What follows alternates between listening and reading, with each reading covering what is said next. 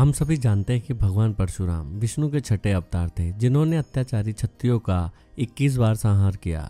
लेकिन क्या आप जानते हैं कि महाभारत के समय भी उनका विशेष योगदान था। उन्होंने 3 महान योद्धाओं भीष्म, द्रोणाचार्य और कर्ण को दिव्य अस्त्र शस्त्रों की शिक्षा दी थी। लेकिन एक समय ऐसा आया जब परशुराम और उनके ही शिष्य भीष्म पितामह आमने सामने युद्ध भूमि में उतर आए।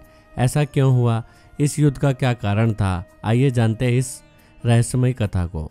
भीष्म पितामह महाराज शांतनु और देवी गंगा के पुत्र थे।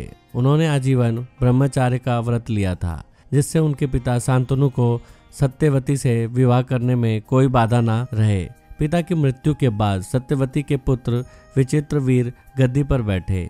जब उनके विवाह की बात आई तो सत्यवती ने भीष्म से योग्य वधू लाने का आदेश दिया। भीष्म काशी नगरी पहुंचे, जहां अम्बा, अंबिका और अंबालिका के स्वयंवर का आयोजन हो रहा था। भीष्म ने सभी राजाओं को परास्त कर तीनों राजकुमारियों का अपहरण किया और उन्हें हस्तिनापुर ले आए। हस्तिनापुर पहुंचने के बाद अम्बा ने भीष्म से विनती की कि वह सल्व देश के राजा से प्रेम करती है और राजा सल्व भी उसे चाहते हैं। ये सुनकर भीष्म ने अम्बा को राजा सल्व के पास भेज दिया, लेकिन सल्व ने यह कहकर अम्बा को अस्वीकार कर दिया कि वह अब भीष्म द्वारा जीती गई वस्तु है और समाज उसे स्वीकार नहीं करेगा।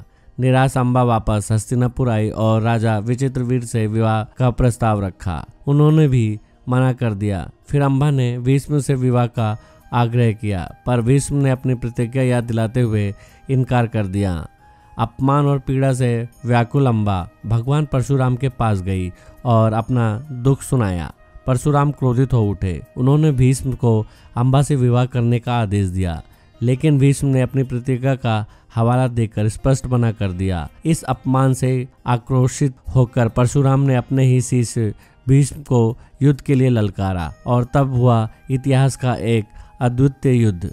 यह युद्ध 21 दिनों तक चला। परशुराम भगवान विष्णु के अवतार थे और भीष्म को इच्छा मृत्यु का वरदान प्राप्त था। दोनों में से कोई भी हार मानने को तैयार नहीं था। भीष्म ने युद्ध में प्रलयकारी अस्त्रों का प्रयोग किया और परशुराम ने भी ब्रह्मास्त्र तक चलाया। पृथ्वी कांप उठी, देवता विचलित हो उठे। अंत में देवताओं को स्वयं आकर इस युद्ध को शांत कराना पड़ा। परशुराम ने अम्बा से कहा कि उन्होंने अपनी संपूर्ण शक्ति लगा दी, लेकिन भीष्म को पराजित करना असंभव है। वह अब उसकी सहायता नहीं कर सकते। अम्बा ने तब शिव जी की तपस्या की और वर मांगा कि वह अगली जन्म में भीष्म की मृत्यु का कारण बने। शिव जी ने आशीर्वाद दिया। पुनर्जन्म में अम्बा ने शिखंडनी के रूप में जन्म लिया और महाभारत के युद्ध में भीष्म की मृत्यु का कारण बनी। यह कथा न केवल प्रतिज्ञा, प्रेम और त्याग की गाथा है, बल्कि यह भी दर्शाती है कि कर्मों का फल कैसे जन्म जन्म तक पीछा करता है। भीष्म की प्रतिज्ञा, अम्बा का अपमान और परशुराम का आक्रोश सबने मिलकर महाभारत की नींव रखी। अगर आपको यह वीडियो अच्छी लगी हो तो वीडियो को लाइक, चैनल को सब्सक्राइब और कमेंट बॉक्स में बताइएगा क्या आप परशुराम और भीष्म के युद्ध में किसी एक को विजेता मानते हैं। तो दोस्तों, आज के वीडियो में बस इतना ही। जल्दी मिलते हैं एक नए वीडियो के साथ। तब तक के लिए बाय, टेक केयर।